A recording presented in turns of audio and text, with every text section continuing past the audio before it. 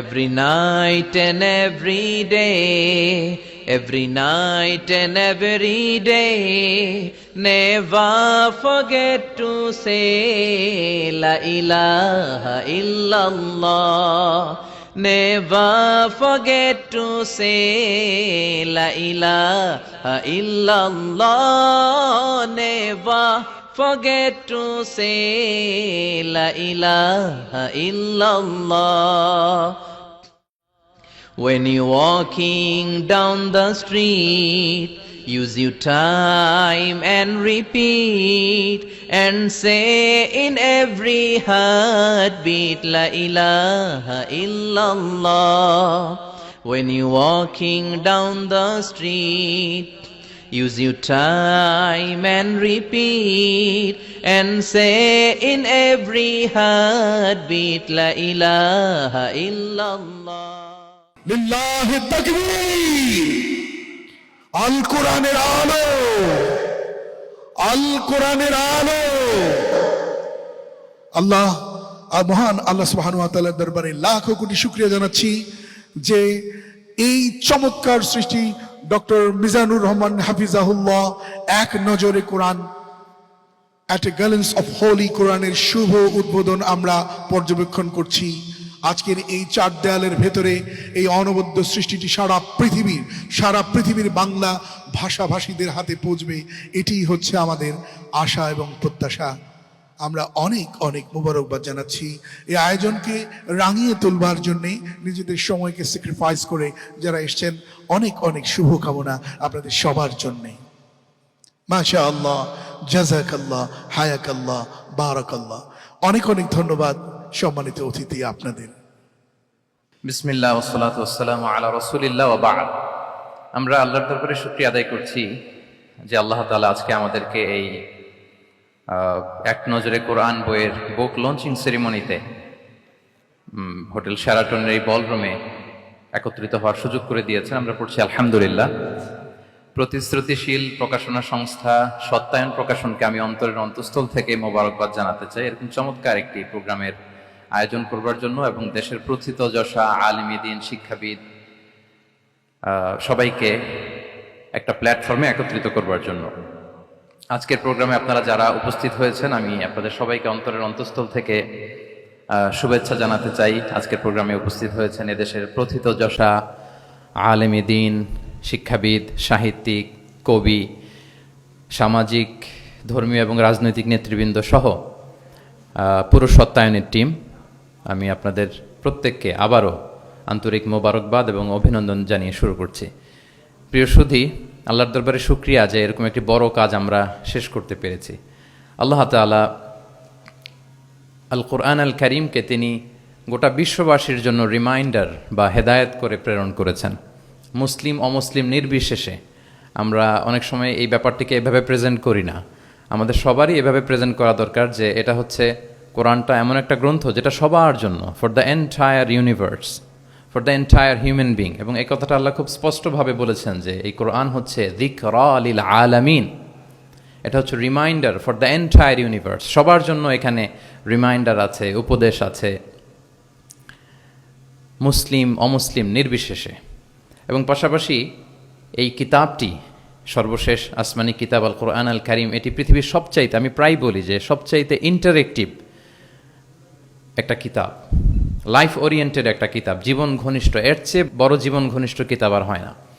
আমরা যদি অন্যান্য আসমানি কিতাবের সাথে কোরআনকে একটু কম্পেয়ার করি, আমরা দেখব যে অন্যান্য সব আসমানি কিতাব একবারে নাজিল হয়েছে। আপনারা ব্যাপারটি হয়তো অনেকেই জানেন যে তাওরাত, ইনজিল, জাবুর থেকে শুরু করে সুহুফ ইব্রাহিম ও মূসা, এ সবগুলো একবারে কাঠের ফলকে করে একবারে নবীর হাতে দেয়া হয়েছে, যে এখানে কিছু আদেশ আছে, নিষেধ আছে, ডুজ অ্যান্ড ডোন্টস, কিছু নির্দেশিকা একবারে দিয়ে দেওয়া হয়েছে।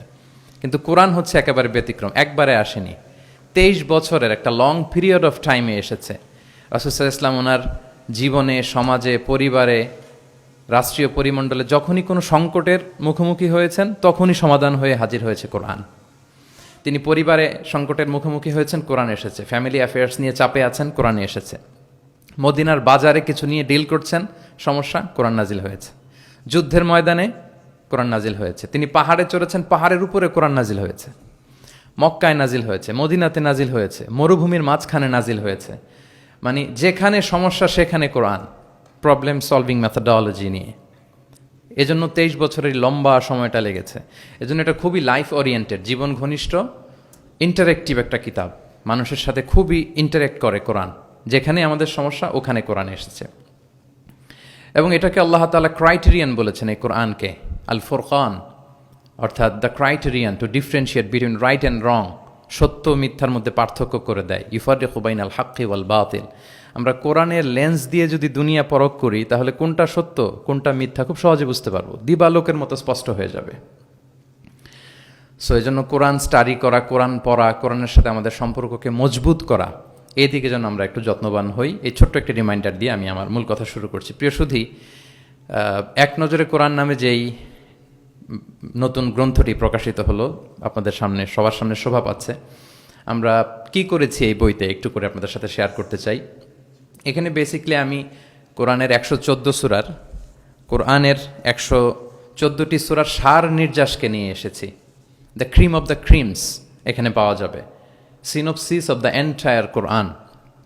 পুরো কোরআনকে যদি সামারি করা হয় বা কোরআনের কি ফ্যাক্টগুলোকে যদি নোট ডাউন করা হয়, ওইটাকে যদি সুন্দর করে ডিজাইন করে সাজানো হয়, তাহলে যেটা হবে সেটাই হচ্ছে এক নজরে কোরআন। এই কাজটা আমরা করার চেষ্টা করেছি।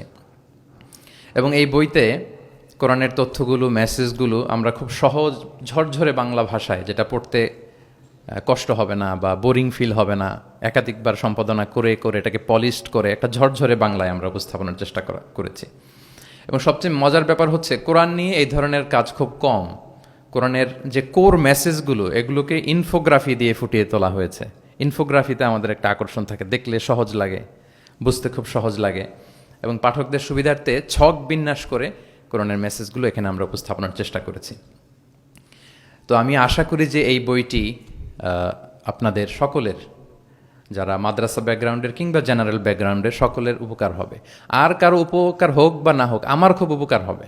আমার আজীবনের জন্য একটা নোট হয়ে গেল। আমি ভেবে দেখলাম যে আমি তো তাফসির করতে হয়, ফলে এখন থেকে আমি যে কোনো সূরার তাফসির করার আগে আমি একবার রিভিশন দিয়ে যাব এখান থেকে। মানে আমার জন্য একটা আজীবনের কাজ হয়ে গেছে। সত্যায়নকে আমি আবারও ধন্যবাদ জানাতে চাই যে আমার তাফসির প্রোগ্রামের যেই হোমওয়ার্ক বা ম্যাটেরিয়াল রেডি করা, এটা ওনারা সহজ করে দিলেন এই কাজের মধ্য দিয়ে। তো আমি বোধ করি এবং বিশ্বাস করি আমার যেহেতু উপকার হবে, আমাদের বক্তা ভাই যারা, দাঈ ইলাল্লাহ, খতিব, ইমাম, আলিয়া মাদ্রাসা কিংবা কামি মাদ্রাসার শিক্ষক, ছাত্রবৃন্দ, সবার এই বইটা বেশ উপকারে আসবে বলে আমি বিশ্বাস করি এবং আল্লাহর কাছে কামনা করি।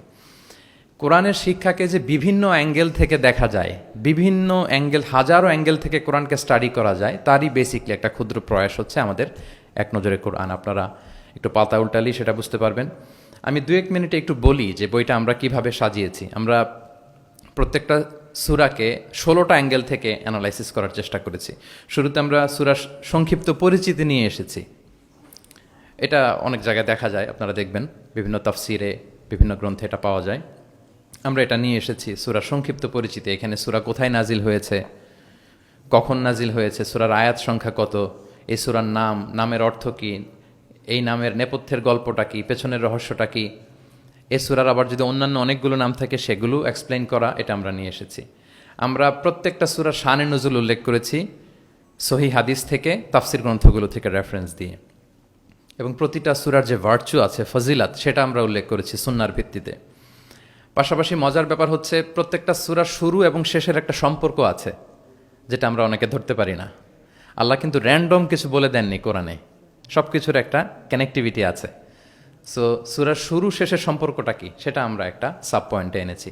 পাশাপাশি এই সূরার সাথে এই সূরার আগের সংযোগটা কোথায়, এবং এই সূরার সাথে ডিরেক্টলি এই সূরার পরে যে সূরাটা আসতেছে সেটার সংযোগটা কোথায়, সেটা আমরা এখানে নিয়ে এসেছি।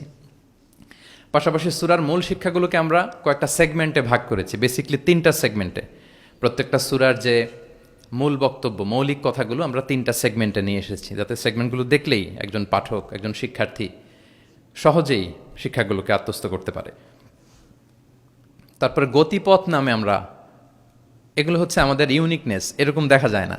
প্রত্যেকটা সূরার মধ্যে গতিপথ নামে একটা টাইটেল আপনারা পাবেন। আপনারা জানেন যে কোরআনের কথাগুলো প্রায়ই আলোচনার মোড় চেঞ্জ হয়। আল্লাহ হিস্ট্রি দিয়ে শুরু করেন, হিস্ট্রি বলতে বলতে হঠাৎ আল্লাহ আবার জান্নাতের ভেতরে ঢুকে যান, জান্নাতের পরপরই আবার জাহান্নামের কথা বলেন, এরপরে আবার কিছু ডুজ অ্যান্ড ডোনস, কিছু ইনস্ট্রাকশন।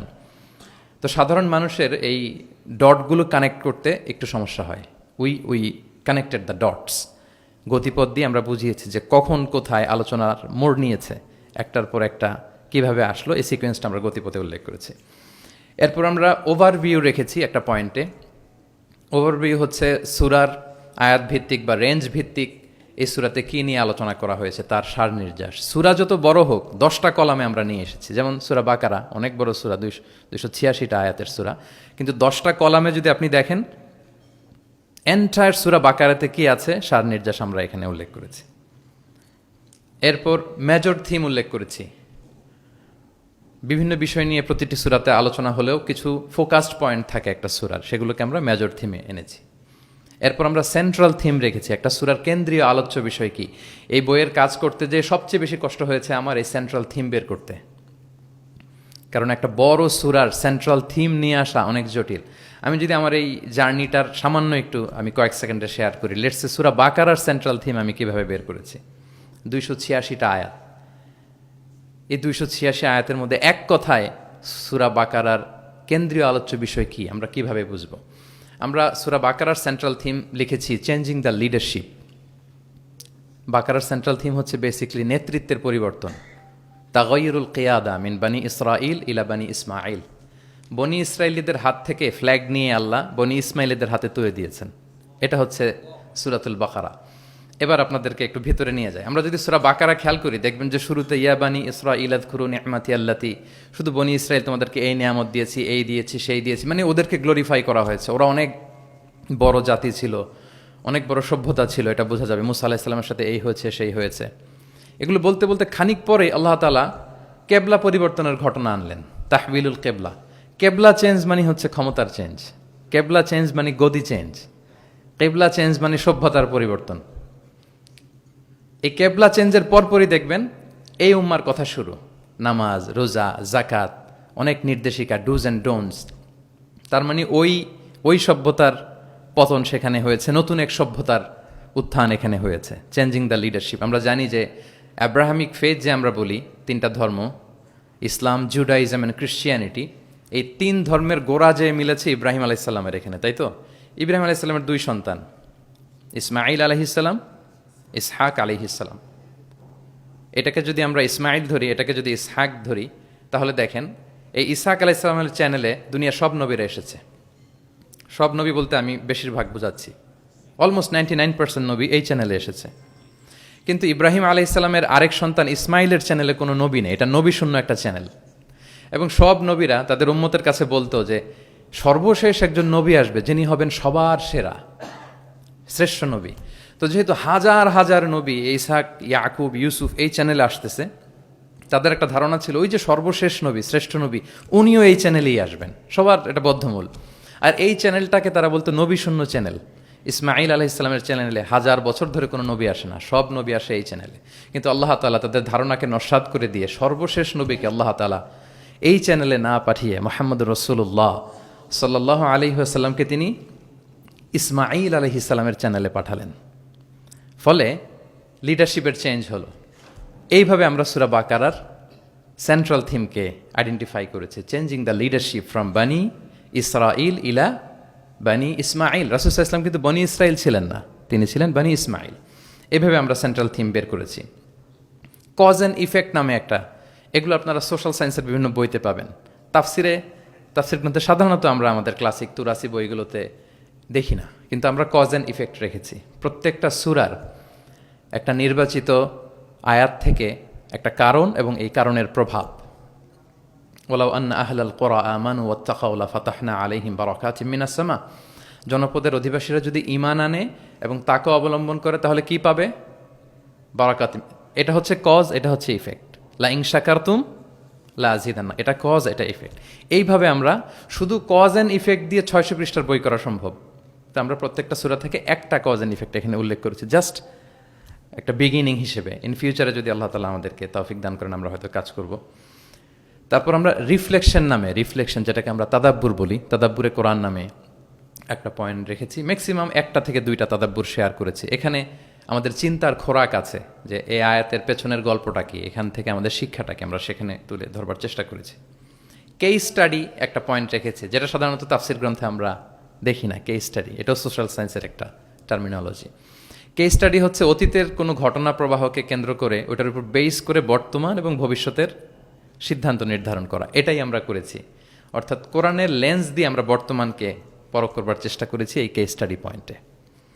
সবশেষে কিছু শব্দ জানতেই হয়, এরকম একটি পয়েন্ট রেখেছি যে কিছু শব্দ আছে এগুলোর অর্থ আমাদের জানতেই হয়। একেবারে রুট লেভেলে বাদাবিরা, মরুর বেদুইনরা এই শব্দ দিয়ে কি মিন করে, প্রফেটের টাইম এটা দিয়ে কি মিনিং হতো, আধুনিক আরবিতে এটা দিয়ে কি মিনিং করে, শুধু এইটার উপর 1000 পৃষ্ঠার বই করা সম্ভব। তো ফলে আমরা মাঝে মাঝে কিছু সূরায় কিছু শব্দ জানতেই হয় এই শিরোনামে কিছু কিছু কথা আলোকপাত করেছি।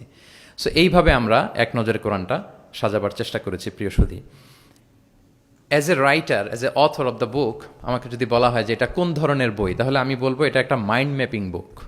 আপনারা মাইন্ড ম্যাপিং বুকের কথা শুনবেন। এটা হচ্ছে, এই বইটাকে যদি আপনি পড়েন তাহলে কোরআনের শিক্ষাগুলো আপনার মাইন্ডে ম্যাপের মতো চলে আসবে। খুব ইজিলি আপনি এটা থেকে লেসন নিতে পারবেন এবং শেয়ার করতে পারবেন। তো বর্তমান সময়ের জন্য আমার কাছে মনে হচ্ছিল যে এরকম একটা কাজ দরকার। আমার কোরআনের একাডেমিক জার্নি শুরু হয়েছে 2008-এ। আল আজহারে আমি তাফসির নিয়ে ব্যাচেলর করেছি।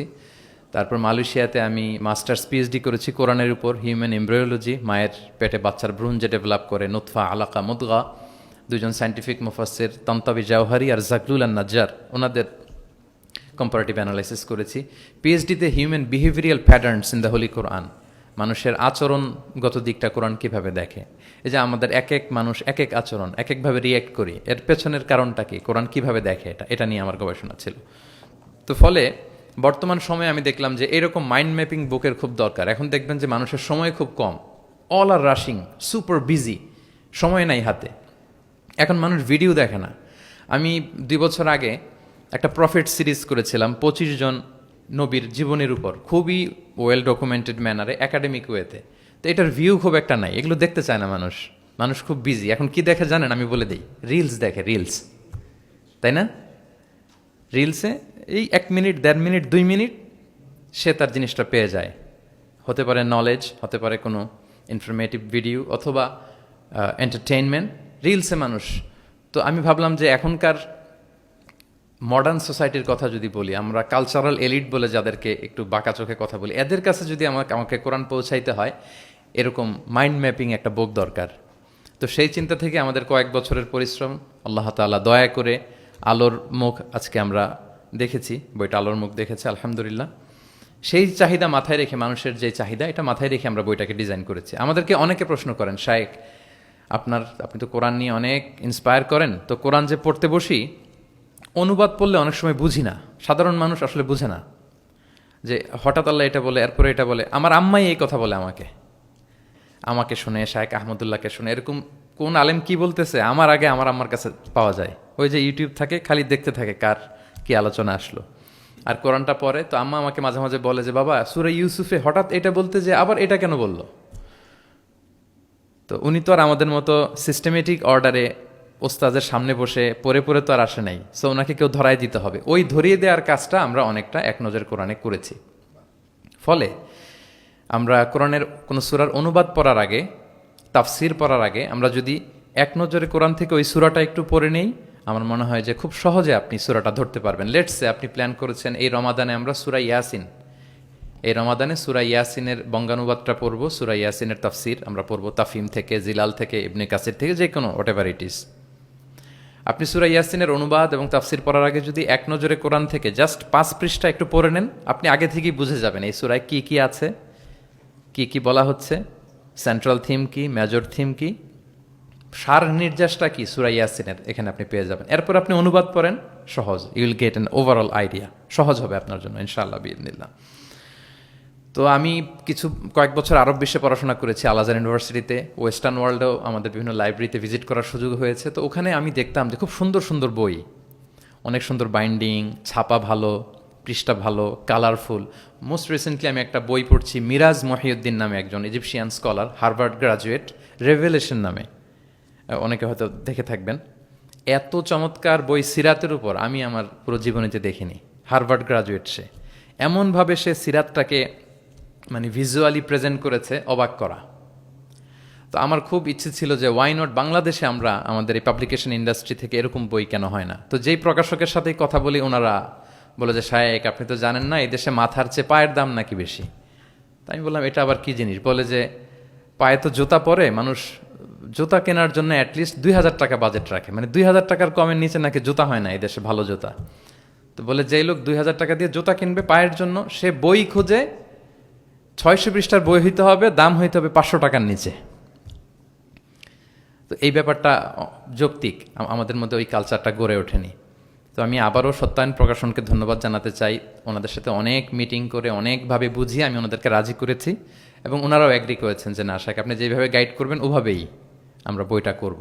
আপনারা দেখবেন যে 608 পৃষ্ঠার একটা বই, হার্ড কাভার, 4 কালারের কম্বিনেশন এবং মেট যে আর্ট পেপার, পুরো আর্ট পেপারে এই 608 পৃষ্ঠার বইকে আমরা এনেছি। তো আমার কাছে মনে হয় যে মডার্ন সোসাইটিতে আমাদের ইসলামের দাওয়া বা মেসেজগুলো পৌঁছাতে হলে আমাদের স্ট্র্যাটেজি একটু পাল্টাতে হবে। যেভাবে তাদের কাছে রিচ করা যায়, পৌঁছা যায়, আমাদের কন্টেন্ট যেমনি ভালো হইতে হবে, পাশাপাশি আমাদের বাধাই, আমাদের কাভার দেখলেই যাতে ভাল লাগে। আমার মনে হয় যে এই বইটা কেউ দেখে একটু নাড়াচাড়া করলেই সে এটা কালেক্ট করতে চাইবে।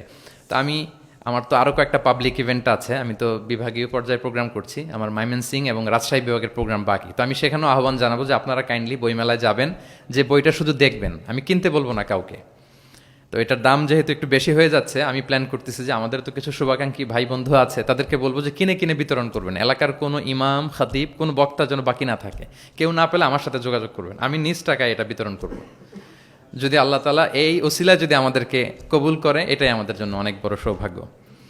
সবশেষে আপনারা অনেক ব্যস্ত মানুষ, এমন অল আর লাইক স্টার্স, এখানে নজুম, দেশ বরেণ্য এতগুলো পাবলিক ফিগার, এত প্রথিতযশা আলেমে দ্বীন, সাহিত্যিক, বুদ্ধিজীবীদেরকে এক প্ল্যাটফর্মে আনা এটা অনেক কঠিন। তারপরেও আপনারা শুধু কোরআনের দিকে চিন্তা করে আপনারা সময় বের করে এসেছেন। আপনারা আমার অন্তরের অন্তঃস্থল থেকে শুভেচ্ছা জানবেন, ভালোবাসা জানবেন। আপনাদের সবাইকে আমি আবারও শুভেচ্ছা জানাচ্ছি, সত্যায়ন প্রকাশনকে শুভেচ্ছা জানাচ্ছি এবং আল্লাহ তাআলার কাছে এই ছোট্ট অ্যাপিলটুকু, দোয়াটুকু আল্লাহর কাছে করে যে রব্বানা তাকাব্বাল মিন্না ইন্নাকা আনতাস সামিউল আলিম ওয়া তুব আলাইনা ইয়া মাওলানা ইন্নাকা আনতাত তাওয়াবুর রহিম। সাইয়েদনা ইব্রাহিম আলাইহিস সালাম ওনার সন্তান ইসমাইলকে নিয়ে যখন কাবা বানালেন, এই দোয়াটা করেছিলেন যে আল্লাহ আপনি কবুল করুন। আজকের এই বুক লঞ্চিং সেরিমনিতে আল্লাহর কাছে এই দোয়াটুকুই করে যে আল্লাহ আপনি মেহেরবানি করে এই কাজটুকু আপনি কবুল করুন। হাদা মা ইনদি ওয়াল ইলমু ইনদাল্লাহি আলাইহি তাওয়াক্কালতু ওয়া ইলাইহি উনীব। আসসালামু আলাইকুম ওয়া রাহমাতুল্লাহি ওয়া বারাকাতুহু।